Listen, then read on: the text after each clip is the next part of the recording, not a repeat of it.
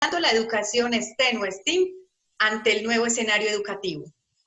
El propósito de esta videoconferencia es explorar alternativas de proyectos, programas o actividades en el campo de la educación STEM o STEAM a partir de experiencias internacionales y en el contexto educativo actual derivado de la emergencia sanitaria por el coronavirus. Me presento, soy Dora Inés Sánchez Restrepo, representante de la Universidad Pontificia Bolivariana de la ciudad de Medellín, Colombia, y colaboradora del Portal Educativo de las Américas. Seré la encargada de la moderación de la conferencia. Antes de comenzar, voy a hacer unas recomendaciones para tener presentes. Entonces, por favor, silenciar los micrófonos de sus computadoras. Cada expositor tiene 20 minutos para su disertación. En el transcurso de las conferencias pueden surgir preguntas. Les invitamos a escribir las preguntas en el chat, porque al final de las exposiciones se va a abrir un espacio de 15 minutos para responder las preguntas. Les recuerdo que la videoconferencia va a ser grabada y será publicada en las redes sociales del Portal Educativo de las Américas y en el aula virtual de la Diplomatura en Educación STEM o STEAM.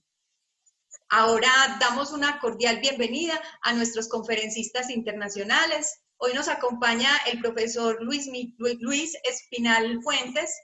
Él es especialista en innovación y tecnología de la Universidad Nacional Autónoma de Honduras.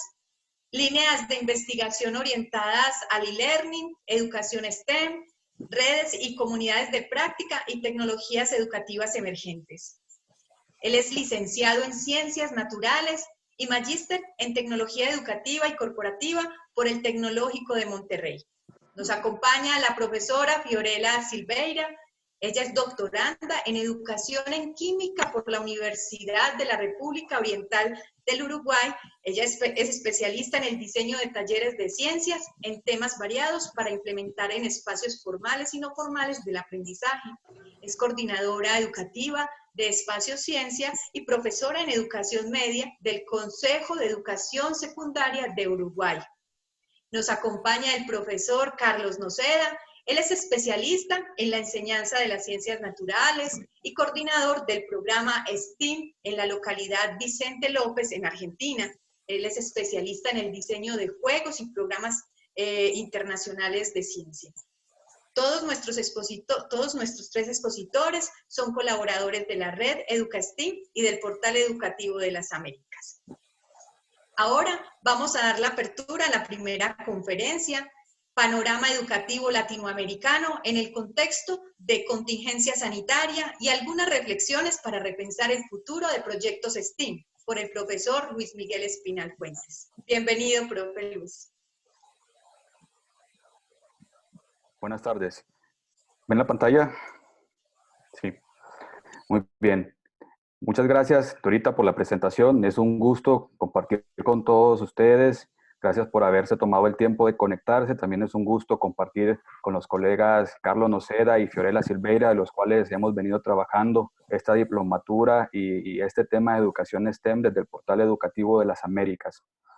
En esta primera ronda quiero pues poner en el contexto lo que es esta situación que estamos viviendo en el campo educativo, en el campo de las instituciones de educación, sobre todo educación superior y media, que es de la que yo les puedo hablar desde mi experiencia, y visualizar también, reflexionar sobre estas habilidades que nosotros pretendemos impulsar o desarrollar con los estudiantes a través de los principios de la educación STEM-STEAM y cómo podríamos hacerlo. Y bueno, más adelante los compañeros también van a trabajar o a compartir con ustedes prácticas concretas.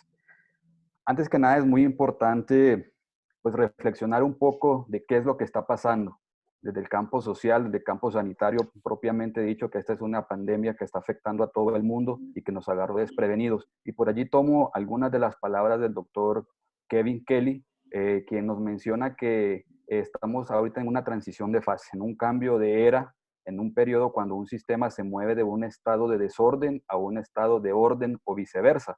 Y él hace la analogía con la teoría del del orden, justamente con la teoría del caos, perdón, y menciona esto, que estamos atravesando eso y depende de cada uno de nosotros tener esa noción y interpretar esa forma si estamos justamente ahora en un estado desordenado en la transición hacia un estado ordenado o al contrario. Y que es muy probable que nuestra situación actual presente oportunidades justamente para un cambio significativo, lo cual está sucediendo en el campo educativo, en el que estamos nosotros teniendo una gran oportunidad en este momento para transformar lo que es la práctica educativa. Si ustedes ven en este gráfico, se puede notar cómo esta pandemia a través del mundo ha afectado a todas las instituciones educativas. Pueden ver ustedes desde los primeros días que se decretaron los estados de confinamiento en los países de Asia y Europa y posteriormente en Latinoamérica, cómo ha afectado a las escuelas, a los alumnos que están matriculados en nuestras instituciones. Y ustedes pueden visualizar en lo que es el color morado, pues el cierre total de las instituciones, donde vemos que en Latinoamérica prácticamente solo Estados Unidos tiene una apertura localizada, es decir, parcial de las instituciones por estado, y en caso de Nicaragua, que sí, pues no ha suspendido labores en el campo educativo. Pero de ahí vemos nosotros que son muy pocos los países en el mundo que en este momento pues tienen sus escuelas abiertas y esto es producto justamente de esta pandemia. Vemos que hay más de 1.000 millones de estudiantes afectados y eso es cerca de un 72.4% del total de los alumnos matriculados a nivel mundial. Actualmente o hasta el día de ayer, esta medida del cierre total está afectando 177 países y en el caso de Latinoamérica están siendo afectados 156 millones de estudiantes. Entonces vemos que es una situación muy crítica atravesando desde el contexto educativo y quiero también hacer reflexión a esta gráfica proporcionada por la Unión Internacional de Telecomunicaciones que nos comparte cuál es el panorama del acceso a lo que es Internet y desde la parte residencial y desde la parte de líneas o datos móviles. Y vemos que en nuestra región, en Latinoamérica, está presente esta brecha y esta inequidad en el acceso digital. Y vemos que es muy poco el porcentaje de los hogares los cuales tienen acceso permanente a Internet a través de redes residenciales, pero un notable porcentaje pues sí tienen acceso a lo que es Internet a través de dispositivos móviles. Como podemos ver, casi el 50% de esa población que mencionamos que está siendo afectada actualmente, 621 millones de estudiantes, pues no tienen acceso a una computadora en el hogar y 545 millones pues no tienen acceso a Internet y eso es un llamado de atención para nuestras instituciones, para nosotros como docentes y también para los gobiernos de cada uno de nuestros países. De todo esto han surgido respuestas y líneas de contingencia inmediatas en instituciones educativas. Yo voy a poner aquí en el contexto algunas experiencias del campo educativo de educación superior, considerando que han sido la mayoría pues, de las instituciones. Por favor, vamos a pedir que silencien micrófonos para no afectar el desarrollo de la conferencia, compañeros. Muchas gracias. Pues les mencionaba entonces que estas son algunas de las medidas que se han tomado. La primera ha sido el frente estrictamente sanitario que han desarrollado las instituciones. Vemos, por ejemplo, el caso de universidades como la de Costa Rica, que habilitó un portal. Muchas universidades a través de la región lo han hecho. Habilitó un portal en su página web con acceso a información sobre la propagación del COVID-19 por departamento, por cantones, como ellos lo llaman. Tenemos el caso de la Universidad Nacional Autónoma de Honduras, que puso a la disposición de las autoridades del Ministerio de Salud el polideportivo para internar pacientes con COVID-19 en estado pues no grave y los acondicionó este recinto para poder hacer frente también a esto. Vemos también el caso de la UNAM de México, que trabaja fuertemente en la construcción de respiradores afectados por COVID-19. De igual forma tiene un portal donde van subiendo material multiformato para presentar avances significativos y cómo se va comportando esta pandemia en México y en el resto del mundo. Ahora, algo que está directamente asociado con nosotros, los que dedicamos a la parte de enseñanza y aprendizaje. Compañeros, por favor, si podemos silenciar el micrófono para no afectar el desarrollo de la conferencia. Muchas gracias. Les mencionaba entonces que otra de las dimensiones que están, otra de las respuestas inmediatas de las instituciones ha sido garantizar justamente la continuidad de actividades académicas por medio de la educación a distancia virtual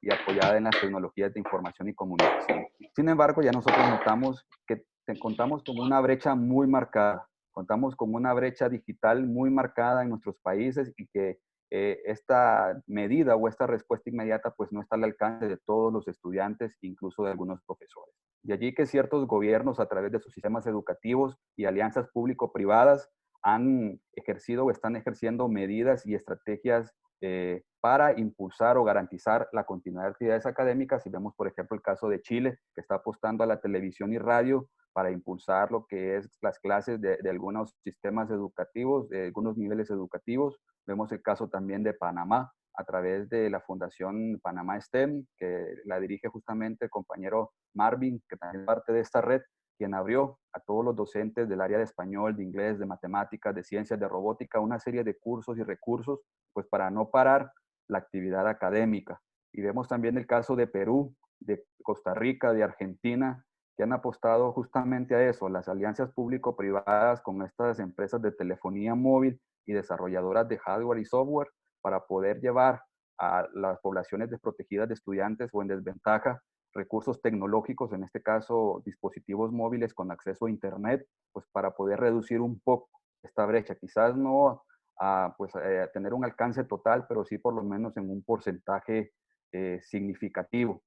Y por último, vemos otra de las acciones está orientada a la contribución desde la investigación, la ciencia, la ingeniería y la tecnología a prevenir y mitigar esta pandemia. Y ahí vemos justamente el enfoque STEM, en la integración de todas estas disciplinas, de todas estas áreas al servicio de los países, al servicio de la sociedad, en este caso, al servicio de la situación que estamos viviendo con esto del COVID-19. Y vemos, por ejemplo, el caso de Costa Rica, donde a través de la Universidad de Costa Rica se impulsa ya el desarrollo de las propias pruebas para detección del COVID-19 entre sus pobladores y también están ya en la fase de pruebas con animales para trabajar lo que es una posible vacuna también. Vemos también el caso de otras universidades que a través de sus escuelas y facultades de ingeniería están trabajando prototipos de ventiladores y respiradores mecánicos y artificiales, pues para luego ser probados y luego poder ser utilizados en las salas de cuidados intensivos que en este momento requieren de este equipo de forma urgente. Vemos este caso también, este es un ejemplo de la Universidad Pontificia Bolivariana de Colombia, en los que pues también el grupo de ingenieros han desarrollado este robot para la atención de pacientes contagiados de COVID-19 y que reduzca en cierta medida lo que es el contagio de médicos y enfermeras quienes están al frente de esta batalla. Este es otro ejemplo también de desarrollado e impulsado por otros organismos en alianza con universidades. Este es un programa basado en inteligencia artificial para lo que es la detección del distanciamiento social, que ya está en su prueba beta para ser implementado, lo que sea en las calles o en empresas que ya han iniciado labores. Y esto es también, ustedes ven, este es el servicio de la tecnología, perdón, es la tecnología al servicio de la comunidad, al servicio de la sociedad y de esta emergencia que estamos viviendo desde ese enfoque integral. Ahora, hay ciertos retos que se han identificado con todo esto que está sucediendo y con toda esta adopción de nuevos Jay, modelos mimoso. de educación. Así que esos retos, si bien han estado siempre presentes, con esta situación que estamos viviendo de contingencia sanitaria, estos retos se han magnificado, se han evidenciado un poco más, se han vuelto más visibles. Y hablamos en primera instancia, tal y como ya lo exploramos, esa brecha y equidad en el acceso digital. También la errónea concepción de los modelos educativos a distancia en su expresión virtual o apoyados de tecnologías de información y comunicación. Y allí que varias instituciones educativas no estaban preparadas para la implementación de estos modelos y básicamente lo que están haciendo es reforzar el modelo presencial con el uso de tecnologías, lo cual no es lo mismo que un modelo ya concebido bajo la modalidad virtual propiamente. Entonces ese también es uno de los desafíos que se ha localizado. Y también asociado a ese mismo están las competencias tecnológicas, pedagógicas y habilidades fundamentales requeridas para aprender en el entorno digital. Esto está asociado más que todo con profesores que están, muchos de ellos sí, se han adaptado, han sido anuentes a estos cambios y ya sea de forma de capacitaciones institucionales o desde su perspectiva autodidacta, pues se han eh, pues aventado a trabajar lo que es estos nuevos modelos basados en tecnología y han tenido muy buena respuesta. Pero también es un hecho de que todavía hay una deficiencia o un déficit en estas competencias tecnológicas y pedagógicas y también incluso disciplinares. También, y no menos importante, es la inestabilidad en el control de habilidades socioemocionales. Estas habilidades que son propias para la resiliencia, para poder adaptarnos a este nuevo cambio y que no solo está presente en los estudiantes, sino que también muchos docentes y quienes trabajamos en esto del contexto educativo estamos presentando, ¿verdad? Algún tipo de estrés, algún tipo de ansiedad, y eso es parte también de las habilidades o inestabilidades en el control de estas habilidades socioemocionales.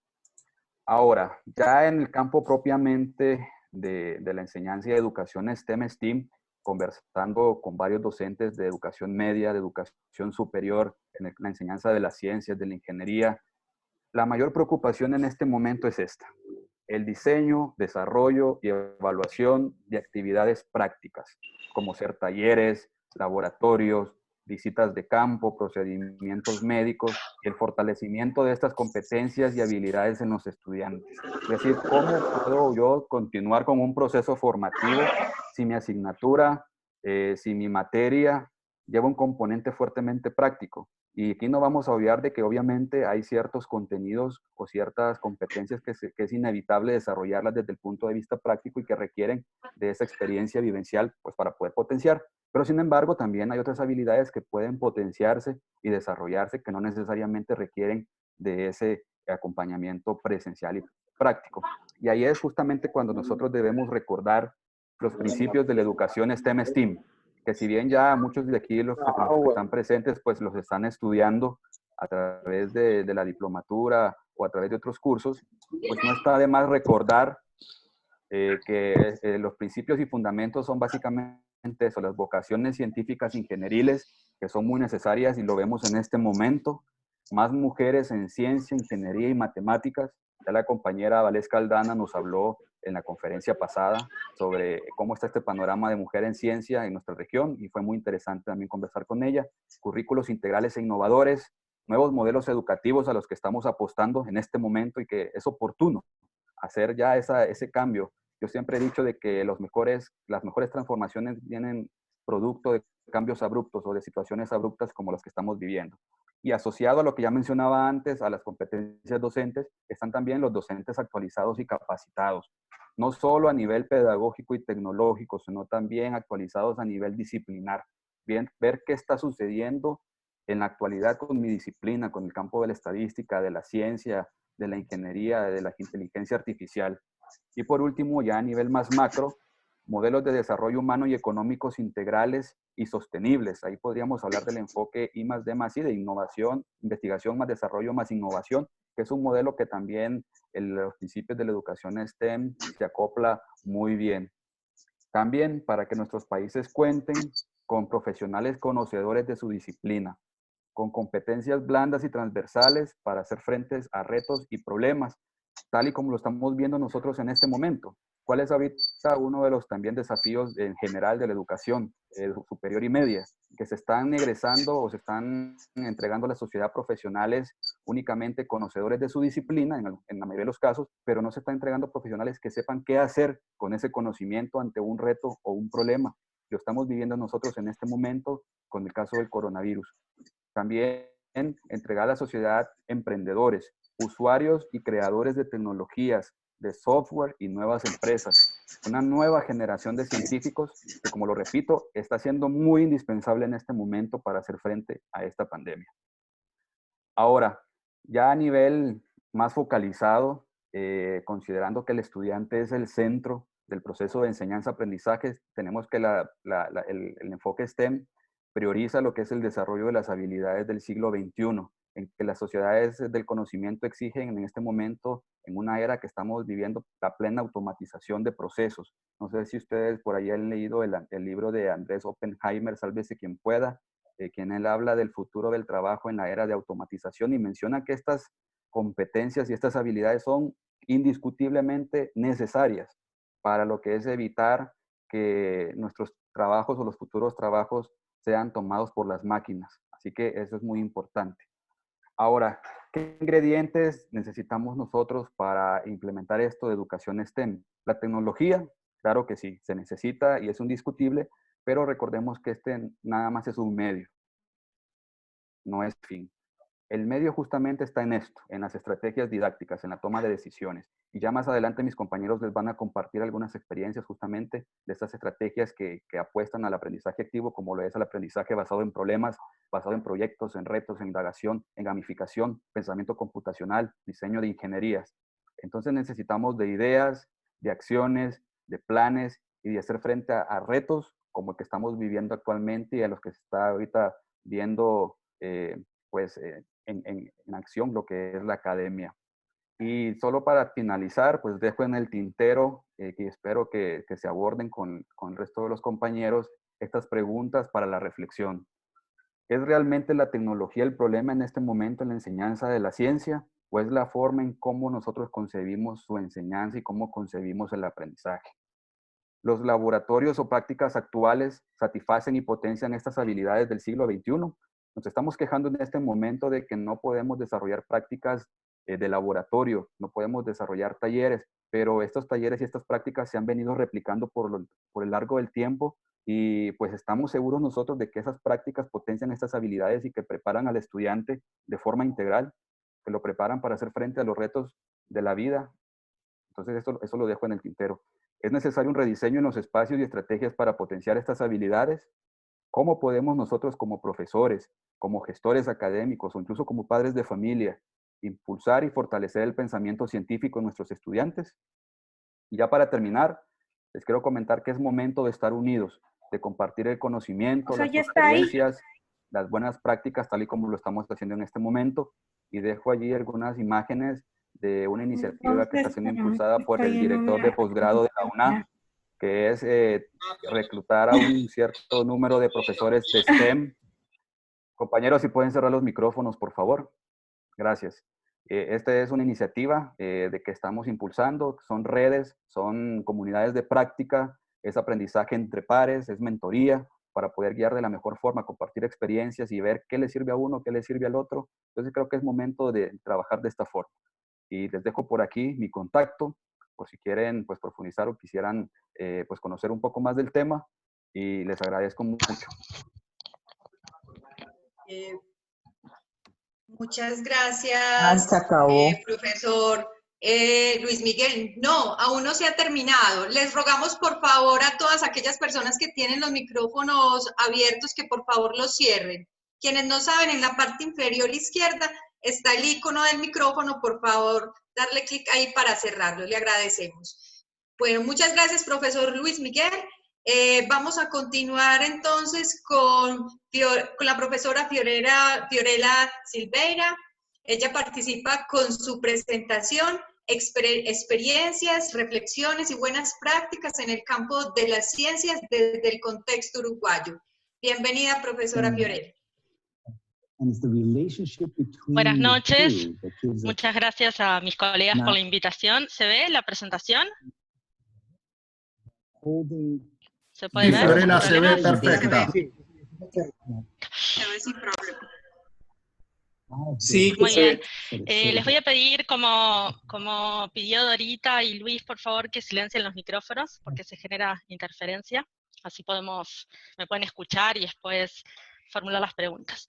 Bueno, como les comentaba al principio, Dorita, en esta sesión que vamos a compartir, yo les voy a hablar sobre algunas experiencias, reflexiones y buenas prácticas en el campo de las ciencias del contexto uruguayo, que es en donde me encuentro trabajando. Yo vivo en Montevideo, Uruguay, y trabajo en un museo de ciencias que depende de un laboratorio tecnológico, el Laboratorio Tecnológico del Uruguay. Allí soy coordinadora educativa y también me desempeño como profesora de química de enseñanza media. Entonces, cuando empezó toda esta emergencia sanitaria, que como decía Luis, nos tomó a todos por sorpresa, nos vimos frente al problema que transformamos luego en una oportunidad de cómo seleccionar de todo el montón de información que tenemos disponible hoy en día a través de Internet, y bueno, que hemos recopilado también a lo largo de todos estos años, cómo hacemos para, de esas experiencias que circulan, seleccionarlas, diseñarlas y poder implementarlas en el campo de la educación STEAM, que es donde nosotros compartimos los conocimientos en la diplomatura, pero que yo también aplico tanto en el Museo de Ciencias como en las clases de la enseñanza formal. Y un día, conversando con mi compañero un poco en esa especie de desesperación que nos vino de cómo hacer para transformar las actividades del museo en actividades virtuales, porque había demanda tanto de los padres de familia como de docentes, estudiantes, bueno, de actividades para hacer en casa, porque ahora también lo que tenemos que pensar es que no solamente tenemos a los docentes.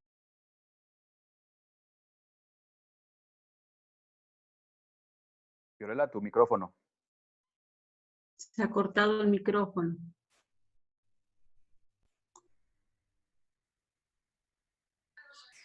Perdón, ¿ahora? Sin audio. ¿Ahora? Ahora Sí, sí. ya volvió.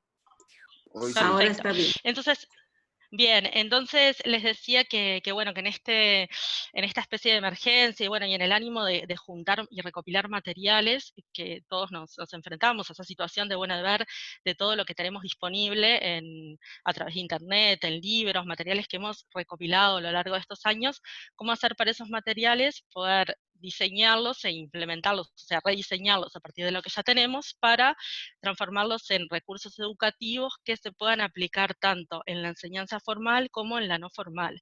Y siempre teniendo en foco que ahora los estudiantes están en sus casas con sus familias, entonces que esa actividad también sea lo suficientemente versátil como para poder ser desarrollada por un docente, pero también con los estudiantes y sus padres, primos, abuelos, personas que formen parte del núcleo familiar. Entonces, un día conversando con mi compañero de Espacio Ciencia, nos llegó comentamos, mejor dicho, este video que nos llegó, que es de una persona, un artista, que se llama Joseph Hersh, que ahí les dejo, si quieren ver su canal de YouTube, que lo que tiene es un montón de máquinas que él diseñó, que son máquinas que hacen diferentes cosas. Entonces, en esta oportunidad, él lo que presenta en este video es una máquina de Goldberg que se presenta en el contexto de una situación sumamente cotidiana, por eso es que nos gustó mucho, en la cual él está cenando con otra persona y le pide que él alcance la pimienta, pero respetando la distancia que nos piden de 1,5 metros de distanciamiento social. Entonces, cómo hacer para hacerse de la pimienta, este es de la pimienta, esta imagen que capturé, pero también tiene uno de la sal, entonces cómo hacer para que la sal o la pimienta llegue a su plato sin pasar por las manos de la persona que está compartiendo la cena con él. Entonces, a través de una máquina, a ver si no logro pasarla, a ver, ayuda Luis, no me pasa a la siguiente, un Si segundito. quieres, sal de compartir pantalla y luego lo ves a compartir. Bien, voy a hacer eso, disculpas, pero no sé por qué. A ver ahí. Voy de nuevo.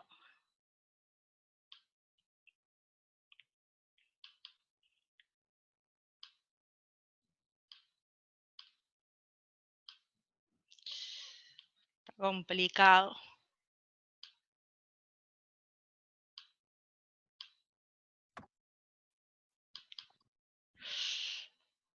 ¿Ahí se ve? No, Fiorella. Sí, solo porque vemos el resto de diapositivas. Sí, si quieres, pásala Ahí así. se ven son las diapositivas. Para ver el video tendrías que abrir primero el video Y la y pasa una vez así. esté abierto el video lo compartes. Bien, la paso así porque no sé qué pasó, que se me trancó y no me pasa la presentación. Pero bueno, para no perder tiempo. Entonces les decía que esta persona lo que hace es diseñar una máquina de Goldberg, que aprovecho también para invitarlos a los estudiantes de la diplomatura a desarrollar retos, porque este justamente es uno de los retos que tienen disponibles para desarrollar. ¿Ahí se ve? Perdón que no pregunté. Sí, se ve, Fiorella. Perfecto. Se ve. Bien, entonces, como les decía, tienen este reto para desarrollar y así como está este reto hay otro montón, entonces, bueno, es una excelente oportunidad para utilizar esos recursos, ponerlos a punto y, bueno, y ver cómo después a futuro los podemos implementar con nuestros estudiantes. Entonces, él desarrolla esta máquina que no les puse el video porque demora 5 minutos, entonces nos íbamos a pasar parte del tiempo que tengo destinado mirando, pero bueno, ustedes después, si quieren, pueden entrar y ver, y finalmente después de hacer un montón de acciones, la sal llega a su plato y, bueno, cumple con eso que tenía esa premisa de hacerse del pimentero sin que pase por sus manos.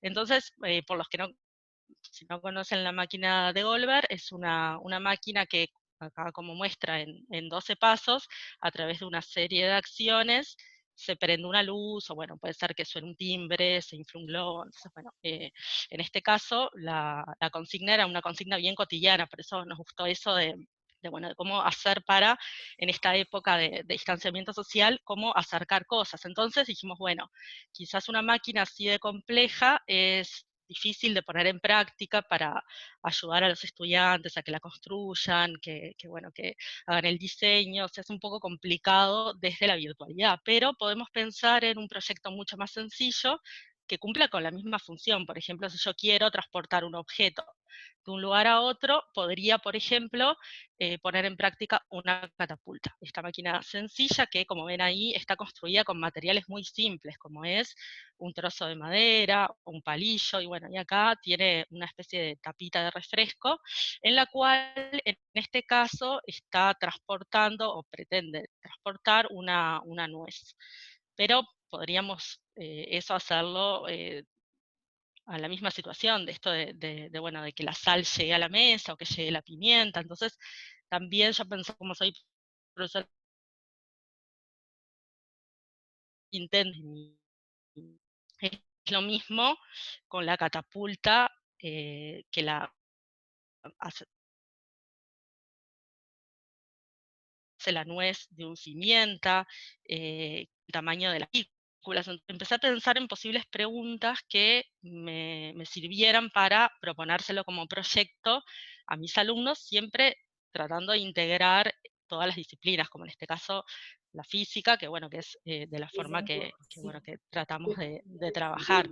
Entonces, me parecía interesante pensar en ejercicios de este tipo que se pudieran simplificar a través bueno, de los materiales que tenemos, porque también tenemos que pensar en que ahora las máquinas de Volver son maravillosas, son muy vistosas, pero tenemos que pensar que estamos en casa y bueno, y trabajar con los materiales que tenemos. Pero bueno, me pareció que podía ser una linda actividad como para trabajar en un contexto familiar. Y también en ese ánimo de buscar materiales en el museo encontramos esta página, que es una página que se llama Comité Medio Ambiente FRESE, es una página chilena, en la cual a través de un recipiente de jabón líquido, no sé si se logra ver, y un tubo cilíndrico, se construye un microscopio simple.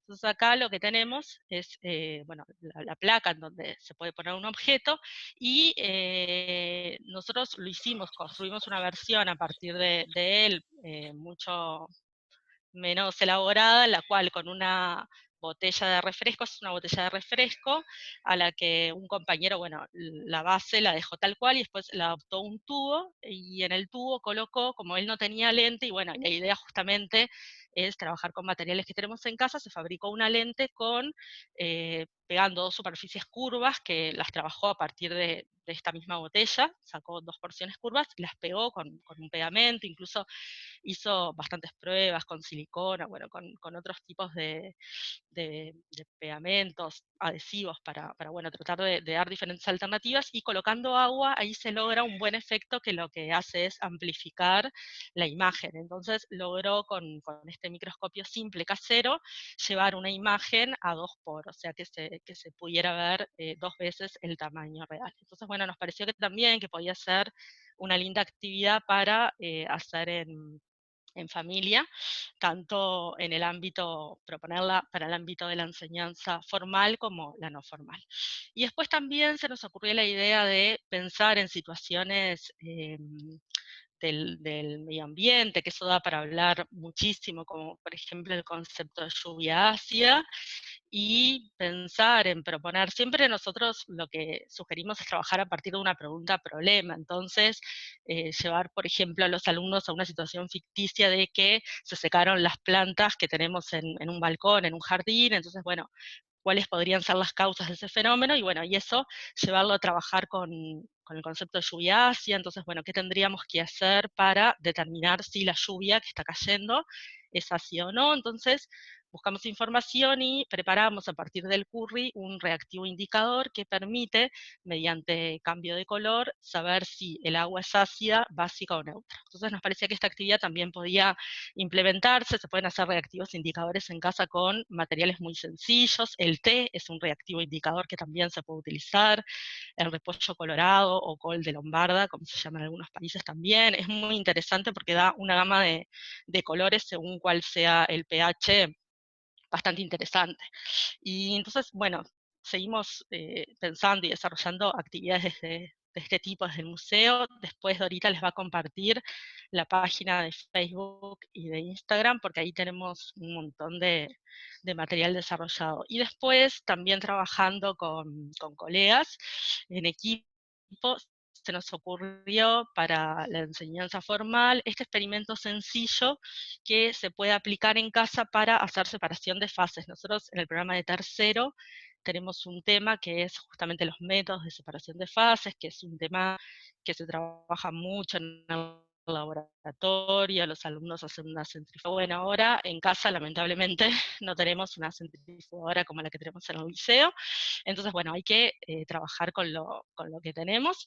Y bueno, y se nos ocurrió, trabajando en conjunto con el profesor de física, implementar un pequeño proyecto que ellos lo realicen de forma colaborativa, en el cual tengan que separar sal de pimienta. Por ejemplo, crear una situación ficticia en la cual, sin querer, mi hermanito mezcló la sal de la pimienta, y bueno, yo no puedo consumir pimienta porque soy alérgico, entonces, ¿cómo podría hacer en mi casa para separar la sal de la pimienta? Entonces, bueno, a través de estática, como ven ahí, con un material muy sencillo, que es una cuchara de plástico, que seguramente todos en nuestras casas tenemos, o puede ser una regla, puede ser un globo también, logramos hacer la separación.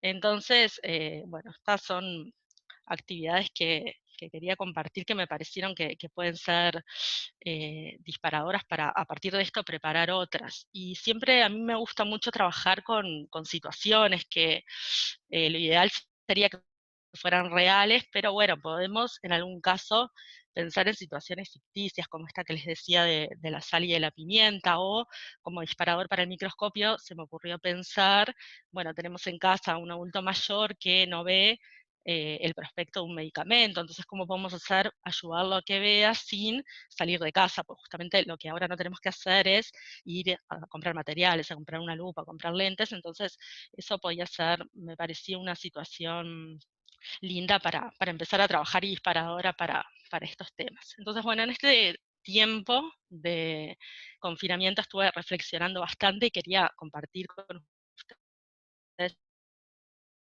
estas reflexiones, proyectos, que bueno, que primero que es necesario adaptar nuestros materiales y prácticas para llegar a los estudiantes, también a las familias, lo que les decía, que ahora nosotros tenemos a los niños jóvenes con sus padres en sus casas, entonces bueno, hay que también pensar en ellos para que se sientan motivados a aprender. Todos tenemos un montón de materiales que hemos recopilado en estos tiempos, pero bueno, esos materiales hay que en este momento adaptarlos, no podemos la misma ficha que teníamos diseñada para trabajar en el aula, presentarla así en la virtualidad, porque a veces no, esas actividades no se pueden realizar desde casa. Después, bueno, todas estas estrategias que nosotros promovemos desde la diplomatura para la educación STEM, como el aprendizaje basado en proyectos, problemas, retos y en la innovación, implican trabajar en equipo. Entonces, en ese sentido, que esa es una pregunta que nos formulaban varios estudiantes de la diplomatura, ¿cómo podemos hacer para trabajar en equipo desde la virtualidad?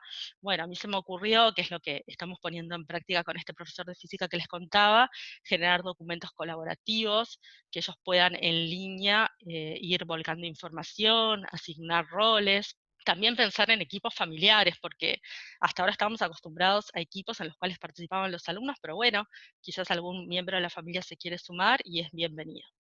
Después algo que también estuve pensando, que muchas veces nosotros decimos, bueno, en las clases no podemos generar esos espacios STEM STEAM tan lindos que vemos desde el marco teórico, con sillas descontracturadas, mesas, cajas de herramientas, y bueno, estamos en casa ahora, en nuestro pequeño laboratorio, entonces podemos justamente decir, corro la mesa para un lugar, pongo la silla de tal o cual forma, y eso es un ambiente para la educación STEM STEAM y es descontracturado. Entonces, nada, como que con lo que tenemos, la idea es arreglarnos y poder transformar esos espacios en espacios de aprendizaje. Y después, bueno, algo que considero que son buenas prácticas en el campo de las ciencias, que es simplemente unos aportes, seguro hay muchas más, es, bueno, seleccionar recursos educativos que se puedan implementar con materiales que tengamos en casa. O sea, le vamos a proponer a los alumnos y a las alumnas, a sus familias y a los docentes también, hacer actividades con recursos que estén accesibles. De nada vale la pena pedir que compren materiales que sean costosos o que pensamos que puedan tener, porque no los van a poder hacer y se van a frustrar en el proceso. Después también guiarlos para sustituir. O sea que si ellos dicen, bueno, yo no tengo, me pide, como veíamos, un bidón de detergente, pero yo no lo tengo, bueno, ¿cómo podemos hacer para ese material que no lo tengo disponible, transformarlo en otro? Después elegir o diseñar recursos educativos que puedan conducir a diferentes soluciones, como veíamos en el ejemplo de la catapulta. A mí se me ocurrió eso para transformar toda esa máquina enorme de Goldberg, que sabía que si la proponía nadie iba a poder hacer, en algo que, bueno, puede ser una catapulta, pero a otro grupo se le puede ocurrir otra cosa. Después, bueno, siempre incentivar el pensamiento crítico, la creatividad y fomentar la experimentación por parte de los estudiantes y de las familias. Fomentar que se hagan preguntas, que después de que termine el taller, ellos queden con más preguntas que al principio. O sea, esa es la idea, y de ahí surge la motivación. Después también, otra cosa que estuve pensando, en proponer problemas y retos próximos a lo que es la realidad de los estudiantes y sus familias. Porque si yo les propongo un reto que es, por ejemplo, diseñar un dispositivo para viajar a la Luna, sí, puede ser muy interesante desde varias disciplinas, pero es algo que es totalmente lejano a los estudiantes. Ahora que estamos en casa, en época de confinamiento, eso no tiene mucho sentido. Entonces, a mí se me ocurrió pensar en esto que les decía, de cómo transportar cosas de un lugar a otro.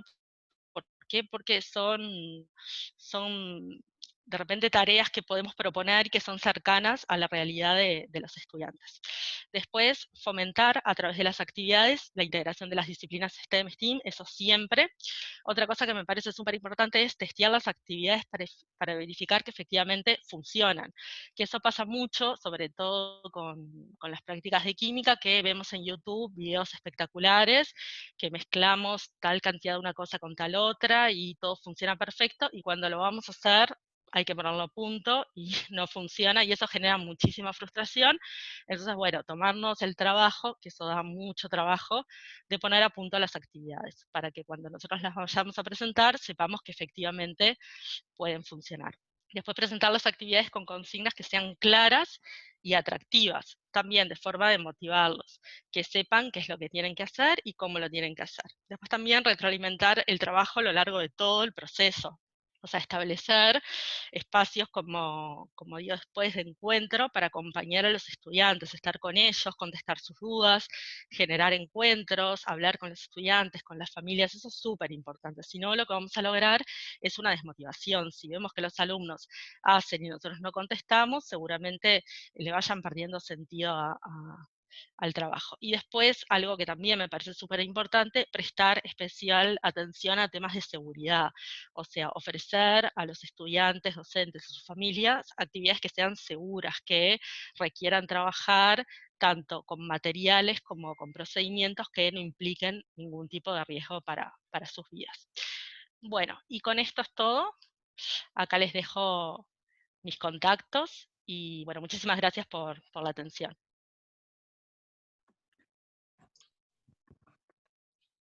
Agradecemos a la profesora Fiorella por su intervención. Vamos a continuar ya con nuestra última conferencia. nombrada Experiencias, Reflexiones y Buenas Prácticas Educativas en el campo de la didáctica de las ciencias naturales desde el contexto argentino, por el profesor Carlos Nocera. Bienvenido, profesor. Bueno, gracias.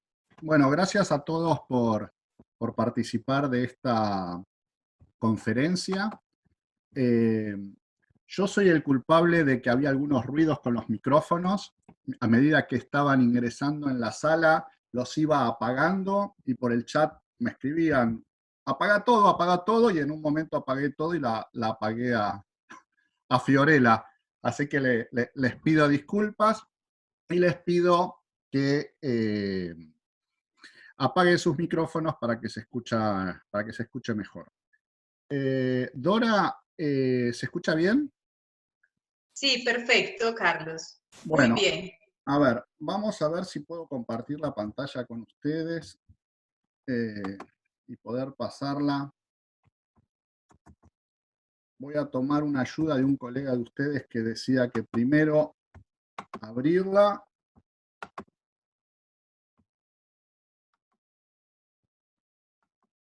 Ahí está avanzando. Perfecto. Listo, ahí está. Ahí estamos. Bueno, al que me haya dado el consejo, se lo agradezco mucho. Bueno, ¿cuál es la reflexión o la mirada o la sensación que yo tuve? Bueno, primero, no esperaba que pasara lo que pasó. La verdad que fue como un tsunami que llegó y la verdad que teníamos elementos para anticiparnos, pero nadie lo anticipó. China estaba muy lejos, seguro sale la vacuna, y seguíamos dando clase y teniendo el intercambio con las escuelas, y de pronto nos vimos en nuestras casas teniendo que generar contenido para los estudiantes. Cuando tuvimos que empezar a rediseñar toda nuestra práctica docente, a mí me surgieron varias dudas, y tres de las principales son las que quiero compartir con ustedes. La primera era, bueno, ¿cómo llego a mis alumnos? ¿Cómo llego a que mis alumnos reciban las actividades que yo quiero hacer con ellos? La otra es, bueno, si en el colegio me cuesta, o en la escuela me cuesta trabajar en forma multidisciplinaria, con materiales concretos, con problemas contextualizados, y que los chicos sean autónomos y resuelvan problemas, ¿cómo lo voy a hacer? Desde mi casa, con todos los chicos dispersos, con un montón de estímulos diferentes que no sé cómo van a funcionar. ¿Cómo hago actividades de ciencia y tecnología con mis alumnos? Y luego, ¿cómo evaluar que lo que invente o que impulse genera aprendizajes en los chicos? Así que bueno, les voy a contar el camino que hemos transitado. ¿Cómo llegar a los alumnos? Si uno se separa en la parte tecnológica, tecnológicamente podemos llegar. Hay espacios de aulas virtuales. Yo uso mucho Classroom, pero está Edmodo, está la Moodle, está Microsoft Teams. Tecnológicamente se puede llegar. Ahora, ¿cuál es el problema? La tecnología nos da la posibilidad de medir cuántas personas acceden al material. Y me sorprendió que en algunas escuelas el 90% de los alumnos, 95% por no decir el 100%, accedían al material. Y en otras escuelas, las más marginales, las que tienen mayores dificultades, menos del 20% de los alumnos llegaban al contenido. Entonces me puse a hablar con los otros maestros, con los psicopedagogos. Ahí, si ingresó alguien y tiene el micrófono prendido y lo puedo apagar, se lo voy a agradecer. Ahí hablando tratando de entender esta realidad, la realidad es que en muchos hogares de Latinoamérica, el único medio de vincularse por internet es un celular. Y no es un celular de última generación, ni un iPhone. Son celulares viejitos. ¿Más comida ahora, esa hueá? A ver, déjenme apagar. Está buena, ¿no? Ahí le pueden apagar el micrófono, por favor.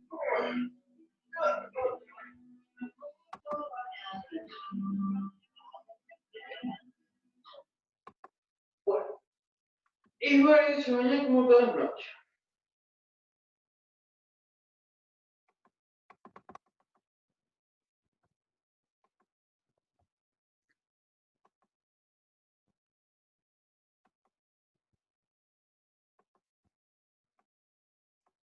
Bueno, sigamos. Los celulares son viejos.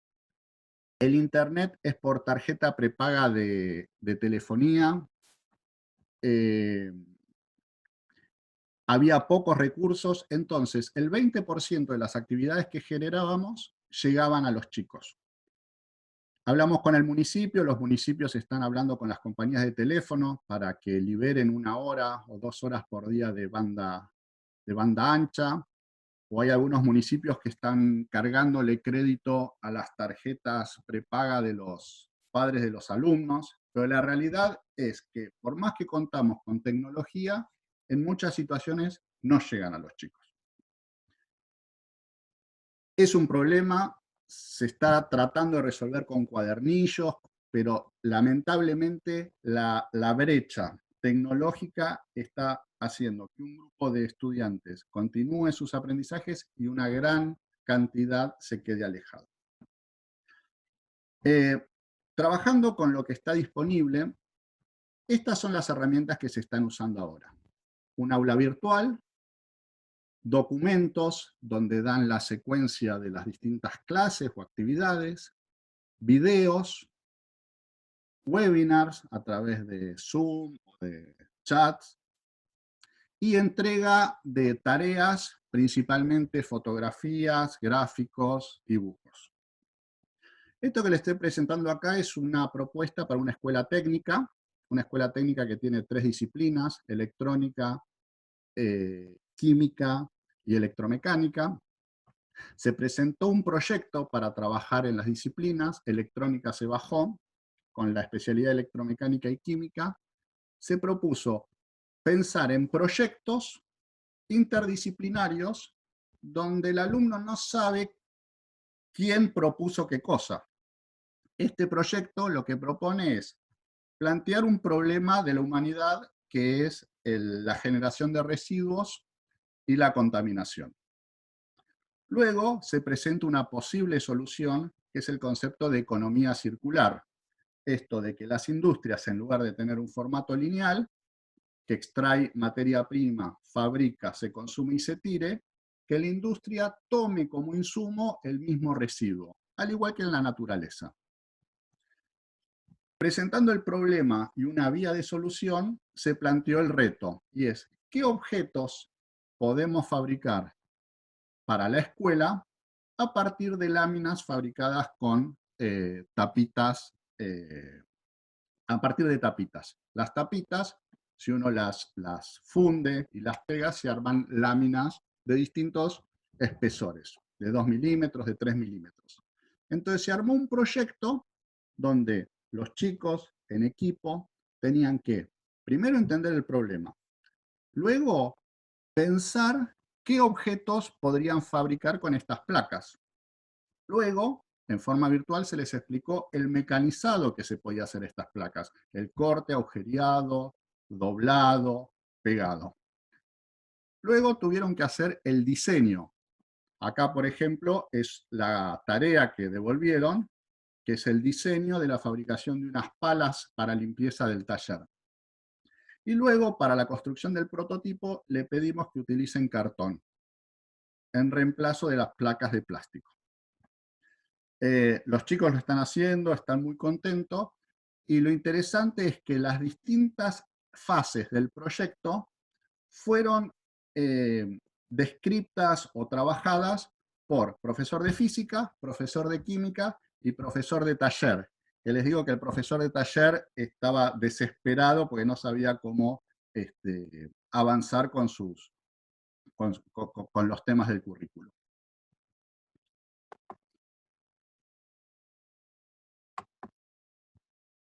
Bueno, acá en primaria les traje algunos ejemplos de cómo trabajar en el aula con los chicos algunas propuestas de ciencia y tecnología, como puede ser la indagación. ¿Cómo hago un experimento en mi casa? Entonces acá lo que pensamos es, bueno, diseñar problemas reales, y que los chicos puedan armar su experimento, probarlo y dar su conclusión. Uno de los experimentos que hicimos es ¿cuánto detergente hay que colocar en una esponja? Y uno puede decir, bueno, es muy fácil la respuesta, pero yo les pregunto, y piensen en la respuesta, ¿cuánto detergente hay que poner? Las respuestas son normalmente 1 gota, 2 gotas, 3 gotas, un chorro, no sé. Y lo curioso que nos pasó es que, por ejemplo, si uno coloca 1 gota de detergente en una esponja, puede lavar 4 platos. Ahora, si uno pone 2 gotas, y les pregunto a ustedes, ¿están seguros que se va a lavar el doble? ¿O se va a lavar más o se va a lavar menos? Bueno, ahí es donde nosotros planteamos la incógnita, y donde los chicos tienen que pensar un experimento, realizar el experimento y llegar a las conclusiones. Las conclusiones a las que arribamos es que la forma más efectiva de usar el detergente es colocar entre 2 y 3 gotas. No 1 y no 4, porque el rendimiento no es lineal. Y eso es lo interesante de la ciencia, ¿no? Luego surgió la pregunta, ¿y por qué? ¿Por qué 2 gotas lavan más platos que 2 gotas separadas? Y bueno, uno puede empezar a trabajar ahí, de acuerdo a sus objetivos, tensión superficial o biomateriales, porque al final estamos trabajando con grasa animal generalmente. Otro ejemplo, ahí están las direcciones, después los pueden ver, que tiene que ver con la propuesta de Fiorella. Lo que le propusimos es fabricar lo que se llaman las máquinas de Kaine. Kaine es un chico americano que a partir de cajas fabricaba juegos para que la gente se divierta al visitarlo en su casa. Nosotros lo que le propusimos es fabricar juegos para su casa. Y ahí hay algunos ejemplos de los juegos que armaron los chicos, como roperos, o bolsas de dormir, o paracaídas, todo a partir de una propuesta, pero lo importante es que acá los chicos desarrollaron habilidades blandas, creatividad, trabajo en equipo, tuvieron que probar, aprender del error. El tercer video también, que si quieren pueden verlo después, tiene más que ver con un taller maker. Nosotros les explicamos paso a paso cómo construir los objetos de seguridad frente al coronavirus. La máscara de protección, los guantes, sandalias. Ah, miren, acá tengo una sandalia que hicieron los chicos, no sé si se llega a ver en el recuadrito, ahora se los muestro después, a partir de papel reciclado. Así que creo que la tecnología en tiempos de coronavirus es clave para llegar. Lamentablemente, las familias que no tienen el acceso mínimo de tecnología se están quedando afuera, y es muy difícil resolver ese salto, esa forma de ingresar en las casas.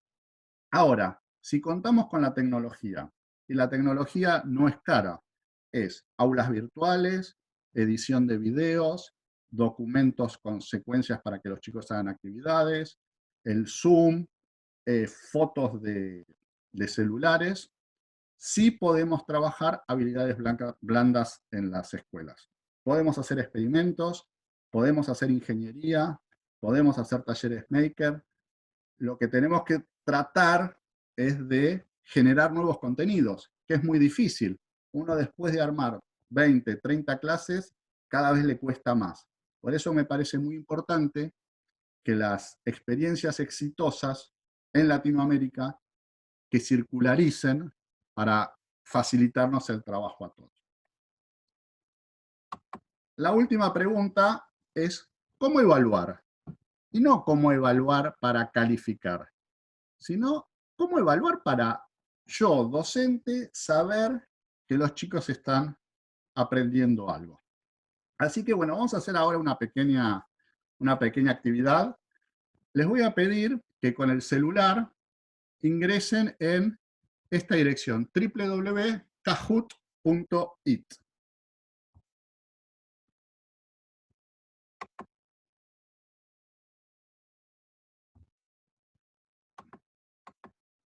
Hola, Dora, ¿me estás escuchando? Que acabé de publicarle la dirección en el chat. Bueno, ahí. Igualmente también está la dirección de los videos para que cuando tengan tiempo los puedan ver. Bueno, ingresen en kahoot.it y ahora yo en la pantalla les voy a poner un PIN, un número de PIN para que ingresen en su celular y puedan acceder a la evaluación que vamos a hacer en forma conjunta. Les va a pedir también Kahoot un nombre para que luego cuando evaluemos sepamos quién contestó qué cosa.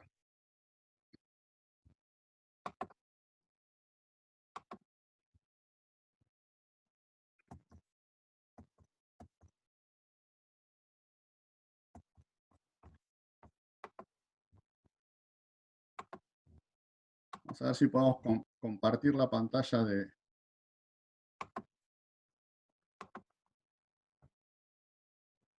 ¿Ahí se ve la pantalla de Kahoot?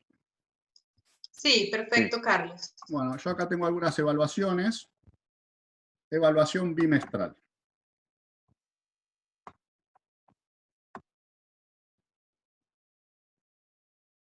A ver, esperemos que funcione. Play. Esta parte no la ven los chicos. Como profesor,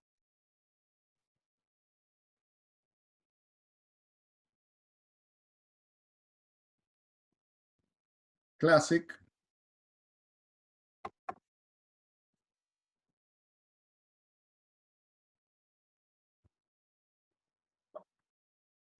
Bueno, ahí les pido que ingresen ese código en sus celulares.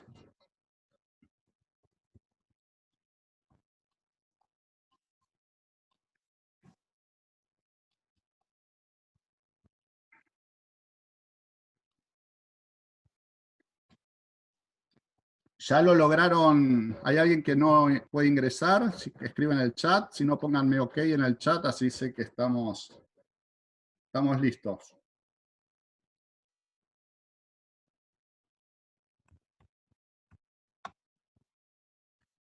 Bueno, ahora les voy a hacer una pregunta para ver si estuvieron atentos a la diplomatura, al taller, y tienen que ser totalmente sinceros. Luego vamos a ver qué respondieron.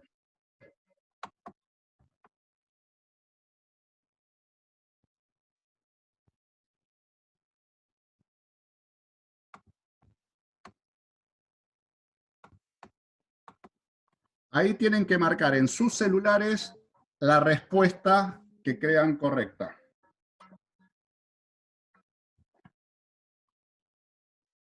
Tenemos 60 segundos. Tengo 11. Acá están las respuestas. 15 respuestas. 20 respuestas. Quedan 36 segundos. Vamos, chicos. Es muy fácil. ¿Y saben qué? Hay una que es la correcta. Estoy evaluando los docentes que trabajan conmigo, así que quiero saber qué opinan. Bueno, ahí tenemos 32 respuestas. Ya va a terminar el tiempo dentro de poco.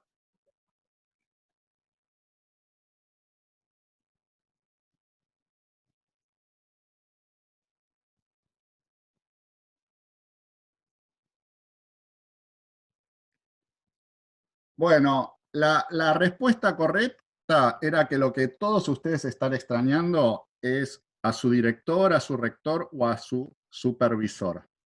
Así que solamente 2 aprobaron y todo el resto que quiere estar tomando café o con los chicos van a ser expulsados. Ahora, ¿qué es lo interesante de esta herramienta?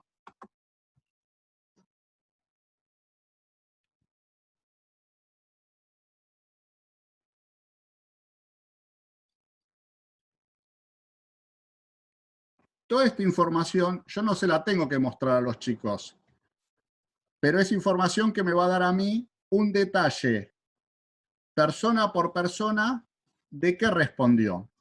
Y la evaluación puede ser de una sola pregunta.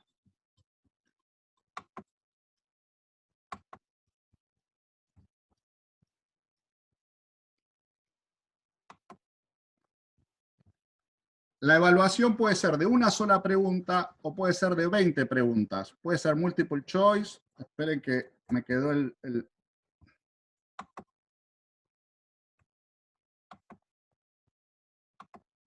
Ahí está.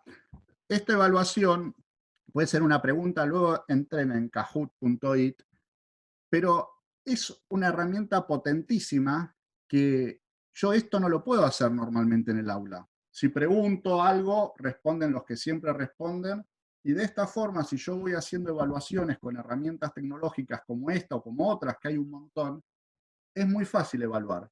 No es muy fácil poner la nota, pero es muy fácil saber si los chicos están aprendiendo los contenidos conceptuales y los contenidos actitudinales.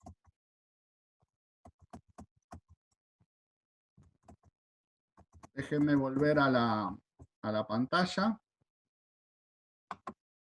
Compartir pantalla. Bueno.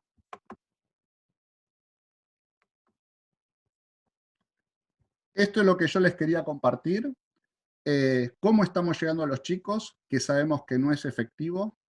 Qué estamos tratando de hacer para que sean actividades STEAM y cómo los estamos evaluando. Bueno, muchas gracias a todos. Los dejo con Dora para avanzar con las preguntas y el cierre. Muchas gracias, Carlos. Ahora vamos a dar un espacio de preguntas y respuestas. Vamos a contar, tenemos 15 minutos para los expositores.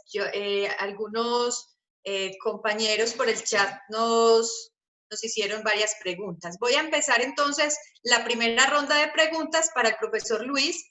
El profesor Julio Acuña pregunta que si existen programas educativos STEM en edades tempranas, secundaria en tu país, apoyados por políticas públicas. Hola, muchas gracias. Sí, por ahí pude leer la pregunta del profesor. Pues actualmente en Honduras no contamos con políticas públicas para este tipo de enseñanza. Creo que como docente de la diplomatura hemos podido nosotros indagar de que en la región es muy escasa referentes en cuanto a nivel de políticas públicas que quieren. Y justamente nosotros tenemos en la diplomatura un nivel de aprendizaje, una unidad dedicada justamente a explorar esas políticas y estándares que se han dado en los países. Actualmente nosotros en el continente latinoamericano no se cuenta en ningún país con políticas STEM, únicamente con programas a nivel de tipo, o proyectos a nivel de tipo exploratorio, introductorio o tal vez de inmersión parcial, pero no de inmersión total. Lo más próximo que tenemos es el caso de Estados Unidos y de allí únicamente países de la región europea y asiática. Pero sí hay iniciativas, hay muchos proyectos. En Honduras, principalmente las escuelas bilingües privadas son las que han desarrollado muchas iniciativas y fomentan mucho lo que es estas habilidades a través de campeonatos de robótica y que luego son clasificatorias para los mundiales de robótica y otro tipo de actividades. También tenemos un centro de interactivo para niños llamado Chiminique que establece y trabaja este tipo también de competencias y que es de carácter público, gubernamental. Pero de otro tipo de referente a través de políticas públicas no hay en este momento. Ok, muchas gracias. Para la profesora Fiorella, la profesora Angélica Villota pregunta, ¿estas propuestas serían aconsejables para incluirlas en las prácticas diarias una vez se retomen las actividades presenciales?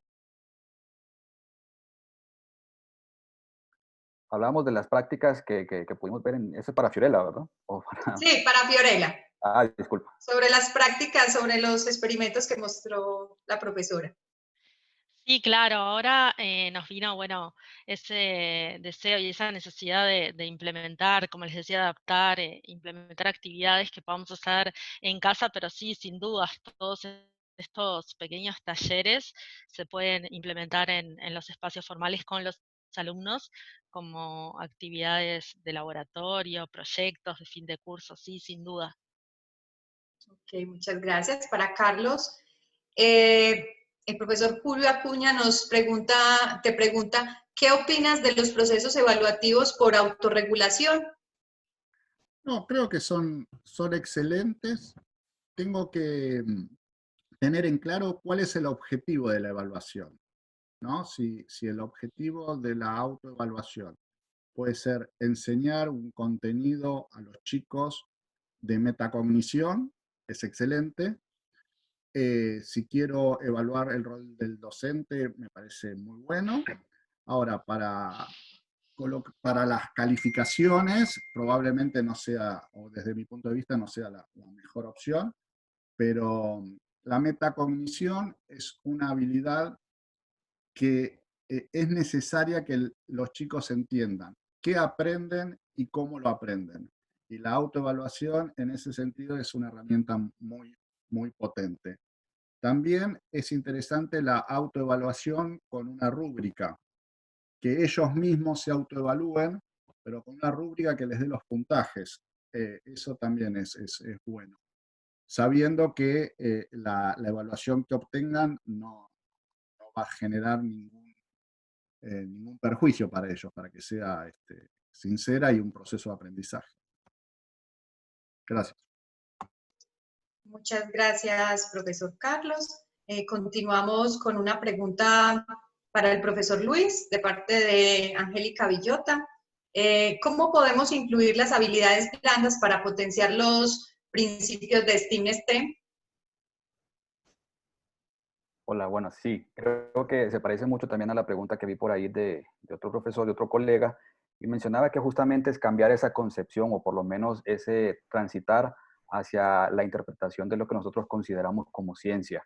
Creo que es muy importante desde edades tempranas incentivar lo que es el pensamiento científico, el pensamiento crítico, y una de esas alternativas es cambiar ese enfoque o esa noción que nosotros tenemos de la ciencia, de ser una ciencia dura, de ser una ciencia rígida, y trabajarla de un enfoque más flexible, de potenciar la motivación intrínseca de los estudiantes, y justamente hay muchas estrategias que pueden apoyarse para ello. Ya con Carlos acabamos de experimentar una de ellas, que es los principios de gamificación, que potencian la motivación intrínseca. Hablamos también de, por ejemplo, estrategias como aprendizaje basado en retos, en los que a partir de problemas reales y una vez que sean solventados o resueltos, pues se les premia a los estudiantes. Entonces creo que esas son alternativas muy interesantes y que también pues aportan a lo que es esta resignificación de la ciencia.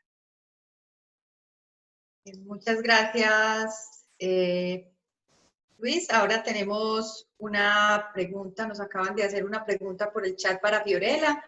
¿De qué manera se incorporan los experimentos mencionados a las políticas educativas del centro formativo en el que usted trabaja?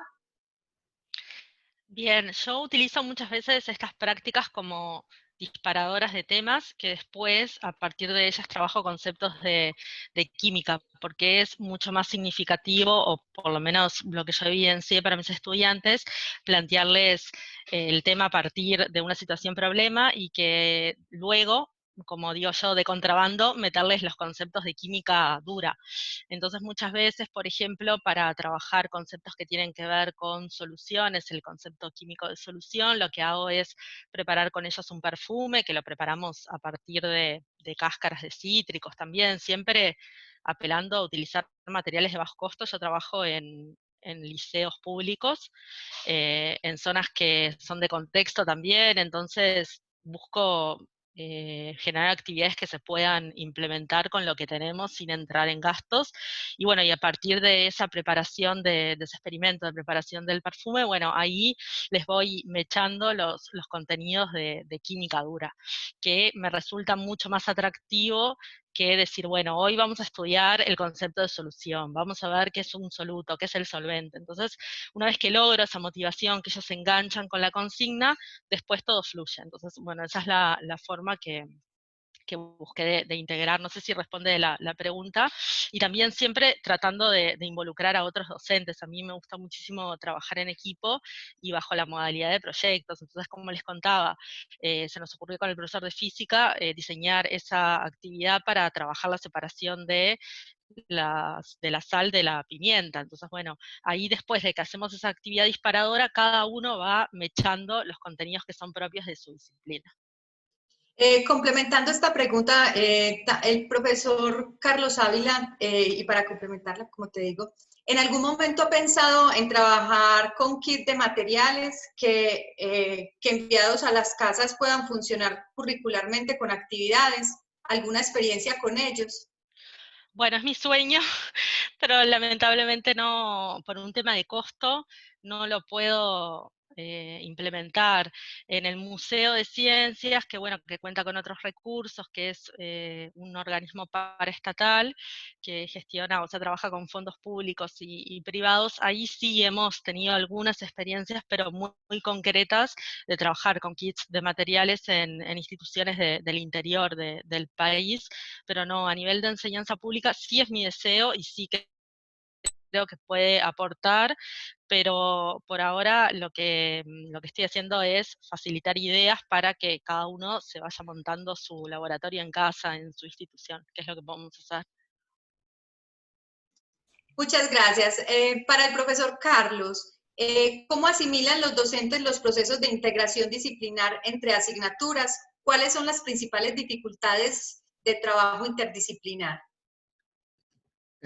Gracias, Dora. Antes de responder la pregunta, les voy a contar acá en la Argentina se está evaluando un programa para quinto año del secundario, último año del secundario, de chicos que quieran ingresar en la universidad. Se van a anotar en un programa y el programa les va a enviar a sus domicilios unos kits, son muy básicos porque el costo no da. Son unos kits para armar distintos vehículos a globo o a banda elástica, con distintos formatos de propulsión, y una empresa privada argentina es la que está financiando la compra de los kits, y el que diseña los proyectos estos es el municipio. Ahí hay como una articulación público-privado, donde el que financia el envío de kits a los chicos es la privada, ¿no? Que tiene interés en que haya más técnicos que luego van a hacer su mano de obra, ¿no? Muchas gracias, Carlos. Con respecto a lo multidisciplinario, no estamos acostumbrados, todos lo queremos hacer, todos creemos que es valioso, pero yo creo que hay un error conceptual, esta es una idea mía, y que seguimos creyendo que la interdisciplinariedad es la unión de las disciplinas. Y la realidad es que los fenómenos físicos y químicos no tienen disciplinas. La interdisciplinariedad no es la unión de las disciplinas, sino es abordar un tema sin disciplinas. ¿A qué quiero llegar? No hay que disciplinar el problema y separarlo en partes y que cada uno agarre un poquito, sino hay que agarrar un problema real, un fenómeno real como puede ser la contaminación del río que pasa a 2 cuadras de mi escuela, o cómo hacemos para salir más rápido de la escuela porque tardamos 15 minutos y los papás se enojan, cualquier problema. El problema real no hay que fragmentarlo, lo que sí cada docente que tiene una formación tiene que aportar en pos de la solución. No sé, el ejemplo este que lo hicimos el año pasado de cómo hacer para que los chicos salgan más rápido de la escuela. El problema, bueno, había muchos problemas. Había problemas de estadística, había problemas de logística, habría problemas de física, y cada profesor daba su mirada. El de matemática nos ayudaba por ahí a sacar los tiempos promedios, y los profesores de física, las velocidades Pero nadie se preocupaba en aportar de su disciplina. Naturalmente lo daban. yo creo que tenemos que empezar a aprender a plantear problemas, como puede ser este de la economía circular, que los distintos docentes aporten su mirada, y sí, tener en claro qué contenidos conceptuales tenemos que reforzar, que son los que nos da el diseño curricular, para ahí sí, bajar el marco teórico, explicarle a los chicos que hay herramientas que ya se crearon, que les van a resolver ese problema mucho más fácil. Pero mi experiencia de los trabajos interdisciplinarios es que son muy divertidos, son muy exitosos, generalmente no son muy bien vistos por las autoridades o por los padres porque generan un desorden institucional, pero yo creo que hay que ir hacia esos lugares porque los problemas reales se resuelven con otras miradas. Muchas gracias, profesor Carlos. Vamos entonces con una última pregunta que nos hacía Luisa cuando terminó Luis. Ella, y ahorita la plantea para los tres, ¿conocen experiencias en usar la radio como plataforma alternativa para educación STEM que podría alcanzar los estudiantes sin acceso a Internet? Luis o Carlos, cualquiera que No, pueda. solamente acá en Argentina hay un lugar que se llama Pampa del Infierno, que queda en el Chaco, que es una zona que está, el nombre ya solo les da la pauta de Pampa del Infierno, hay 45 grados. Bueno, y ellos tienen un proyecto STEAM que es la radio, armar la radio, donde los chicos de los distintos cursos, no importa qué cursos, se dividen las actividades, la grilla, ¿no? Y es muy escuchada en ese pueblo.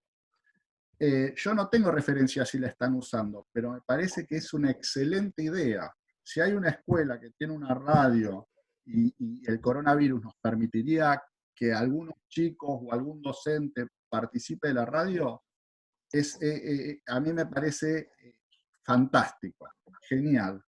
Porque la educación no se puede hacer con productos enlatados, con documentales de Discovery Channel, porque los objetivos de los maestros son diferentes a los de los divulgadores científicos. Así que la radio, yo no conozco experiencia, pero sé la potencia que tiene en pequeñas localidades. No sé, Fiorella y Luis, si quieren agregar algo.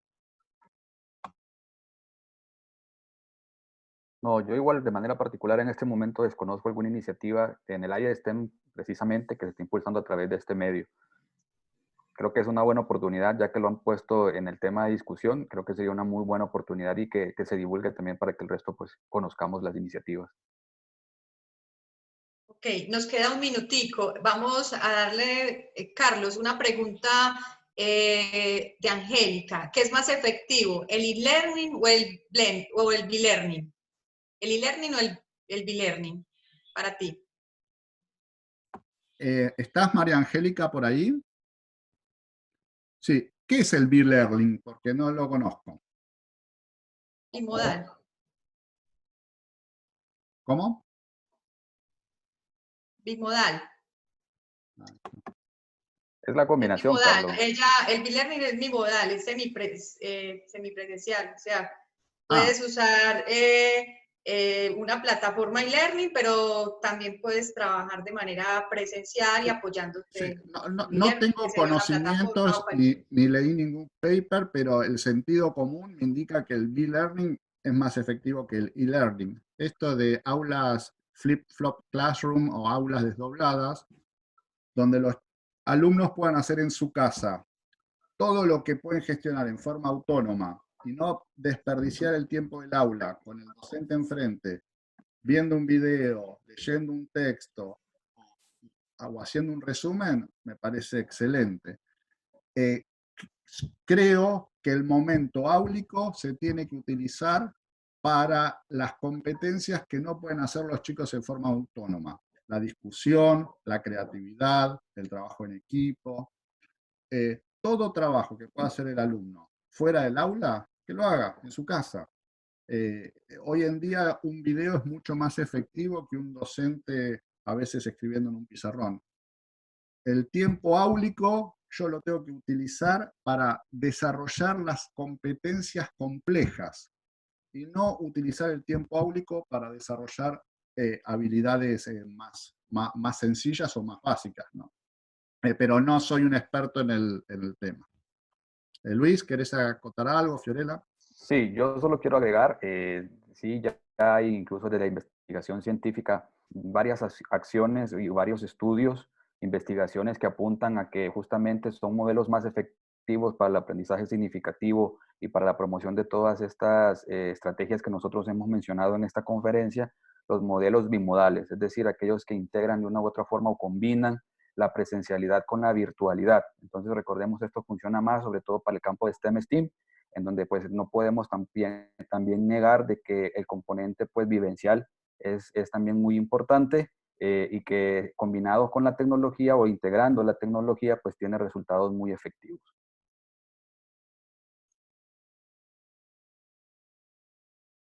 Bueno, muchísimas gracias a nuestros invitados. De esta manera damos por terminada la videoconferencia Repensando la Educación STEM ante el nuevo escenario educativo. Agradecemos su presencia y los invitamos para que continúen ampliando sus conocimientos en educación STEM.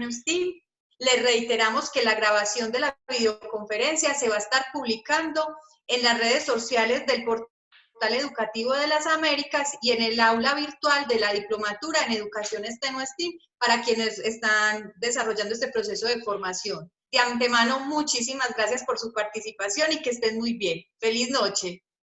Bueno, buenas noches, muchas gracias. Buenas noches, muchas Buenas gracias. noches, gracias Buenas por la noches, exposición. gracias. Excelente. Saludos a todos, Gracias por la gracias. explicación. Buenas noches, hasta luego. Buenas Que noches. descansen. Hasta luego, que estén muy bien. La pasen bien. Buenas Gracias, noches, gracias a hasta todos. luego, Buenas gracias. noches. Buenas noches. Buenas noches. Buenas noches.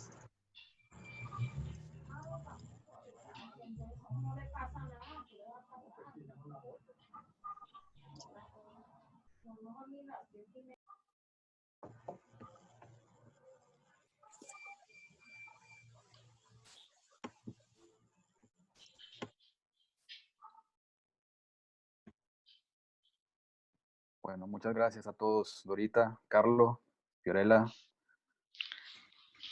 Un Un placer. éxito. Un placer. Seguimos Los en felicito, comunicación, la entonces, verdad, para... un placer compartir con ustedes este espacio. Igual, Carlos, seguimos en comunicación a ver qué más podríamos organizar más adelante. Sí, yo creo que tiene que ser el impulso, ¿no? De próximas instancias de este tipo. La próxima conferencia que hagamos, por ahí podemos utilizar el Kahoot para hacer una evaluación al cierre, Sí, tener un feedback, qué fue lo que más valor les aportó, qué cosa creen que no les sumó, así nos va dando alguna orientación a nosotros también. perfecto. Así es. Bueno, seguimos hablando entonces por el chat. Nos vemos. Chao, Buenas chao. noches. Chao, chicos. Buenas noches, Chao, Dorita, Dora, muchas gracias. Chao, chao. Excelente.